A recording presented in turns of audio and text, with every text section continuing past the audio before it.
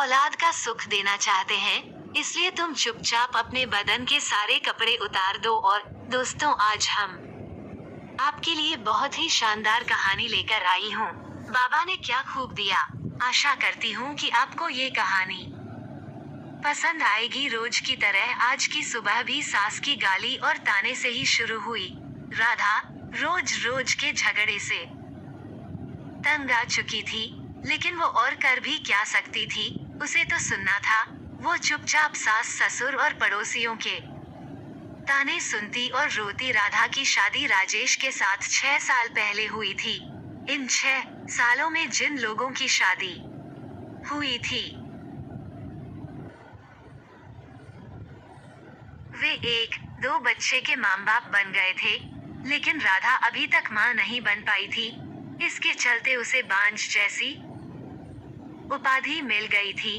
राह चलती औरतें भी राधा को तरह तरह के ताने देती और बांझ कहकर चिढ़ाती। राधा को ये सब बहुत खराब लगता, लेकिन वो किस किस का मुंह बंद करती।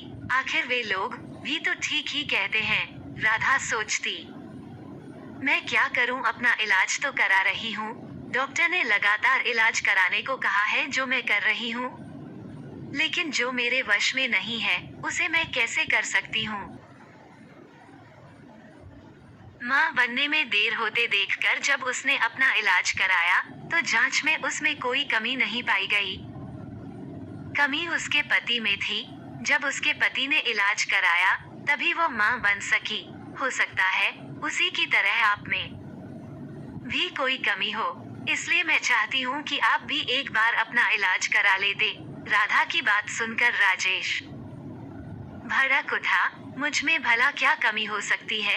मैं तो बिल्कुल ठीक हूँ। मुझ में कोई कमी नहीं है। मेरी चिंता छोड़ो, तुम अपना अच्छी तरह इलाज कराओ। मैं मानती हूँ कि आप में कोई कमी नहीं है। लेकिन तसल्ली की खातिर राधा ने सलाह देने के ख्याल से ऐसा कहा, लेकिन राजेश ने उसकी बात को बीच में ही काट दिया। नहीं राधा, तसल्ली वगैरह कुछ नहीं। मैंने कहा ना कि मुझ में कोई कमी नहीं है। राजेश ने उसे डांट दिया। पति के भड़के मिजाज को देख राधा ने चुप रहना ही उचित समझा। शहर के बड़े से बड़े डॉक्टर से उसका इलाज हुआ, फिर भी उसकी कोख सूनी ही रही। डॉक्टर ने जांच के दौरान उसमें कोई कमी नहीं पाई। देखो राधा, रिपोर्ट देखने के बाद तुम में कोई कमी नजर नहीं आती। शायद तुम्हारे पति में कोई कमी होगी। तुम एक बार उसे भी इलाज कराने की सलाह दो। डॉक्टर ने उसे समझाया। अब राधा को पूरा भरोसा हो गया था कि उसमें कोई कमी नहीं है। मां बनने के लिए कमी पति में ही है, लेकिन उसे कौन समझाए। उसे राजेश के गुस्से से भी डर लगता था। एक दिन किसी ने राधा की सास को बताया कि पास ही गांव के मंदिर में एक बाबा रहते हैं, जिसकी दुआ से हर किसी का दुख दूर हो जाता है। सास ने यह बात अपने बेटे राजेश को बता दी और राधा को बाबा के पास भेजने को कहा। रात को राजेश ने राधा से कहा, कल तुम मंदिर चली जाना। ठीक है, मैं चली जाऊंगी। लेकिन मैं डॉक्टर के पास गई थी। डॉक्टर ने मुझ में कोई कमी नहीं बताई, इसलिए मैं चाहती हूँ कि आप भी एक बार अपना। डरते डरते राधा कह रही थी, लेकिन राजेश ने उसकी बात को अनसुना कर दिया। राधा, मैं कहीं नहीं जाऊंगा। तुम कल मंदिर में बाबा के पास चली जाना। ऐसा कहकर राजेश सो गया। राधा ने भी अपने माथे पर लगा बांझपन का धब्बा मिटाने के लिए बाबा के पास जाकर उनसे दुआ लेने की सोच ली। दूसरे दिन सवेरे नहा धोकर वो बाबा के पास चली गई। मंदिर में लगी भीड़ को देखकर उसे भरोसा हो गया कि वह भी बाबा की दुआ पाकर मां बन सकती है। राधा बाबा के पैरों पर गिर पड़ी और कहने लगी, बाबा, मेरा दुख दूर करें। मैं 6 साल से बच्चे का मुंह देखने के लिए तड़प रही हूँ। उठो बेटी, निराश मत हो। तुम्हें औलाद का सुख जरूर मिलेगा, लेकिन इसके लिए तुम्हें माहवारी होने के बाद यहाँ 4 दिनों तक कर लगातार पूजा करनी होगी। ठीक है बाबा, मैं जरूर आऊंगी। राधा खुशी से घर गई। घर आकर उसने सारी बातें अपने पति को बताई। मैं कहता था न कि जो काम दवा नहीं कर सकती, कभी भी दुआ सा हो जाती है। बाबा की दुआ पाकर अब तुम जरूर माँ बनोगी, ऐसा मुझे भरोसा है। तुम ठीक समय पर बाबा के पास चली जाना। राजेश ने खुश होते हुए कहा। राधा अब बेसब्री से माहवारी होने का इंतजार करने लगी। कुछ दिन बाद उसे माहवारी हो गई। माहवारी पूरी होने के बाद राधा फिर बाबा के पास गई। उसे देखते ही बाबा ने कहा, बेटी, जैसा कि मैंने तुम्हें पहले भी कहा था कि यहीं रहकर 4 दिनों तक लगातार पूजा करनी पड़ेगी, तभी तुम माँ बन सकोगी। जी बाबा, मैं रहने के लिए तैयार हूँ, राधा ने कहा।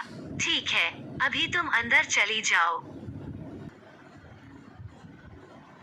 रात से तुम्हारे लिए पूजा करनी शुरू करूँगा। अपनी चाल को कामयाब होते देख बाबा मन ही मन खुश होते हुए बोला। रात को बाबा ने राधा से कहा, बेटी, इस पूजा के दौरान कोई भी देवता खुश होकर तुम्हें औलाद दे सकता है।